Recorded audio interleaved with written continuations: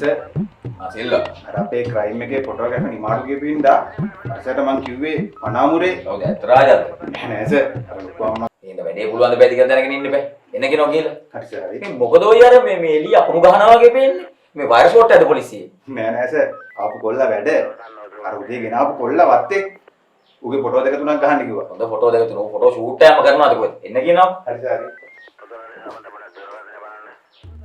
ජලත් මල්ලි මං සර් එක්ක ඔක්කොම කතා කරා මං ඔය කරපු විදියටම පත්වීමත් හදලා දෙන්නම් හරි අනික අඩුපාඩුවක් තියෙනවා නම් සර් එක්ක පොඩ්ඩක් කතා කරලා ඒ බඩු ටික ගන්න හරි වායි ගිහින් දැම්ම සර් හම්බෙන්න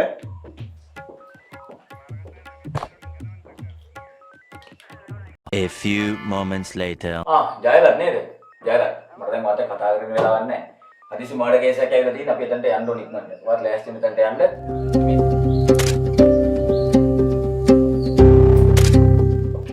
සර් සිල්වා. පන්සලක මර්ඩර් එකේ ෆයිල් එක සර් හරි මම බලන්නම් සිල්වා. ජයලත් ගහ ෆොටෝ ටිකක් ඔක තියෙනවා සර් හරි. හරි ඕකේ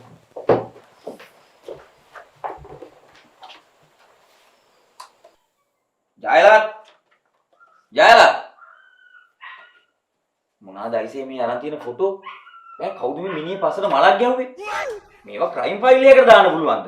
ෂිට්.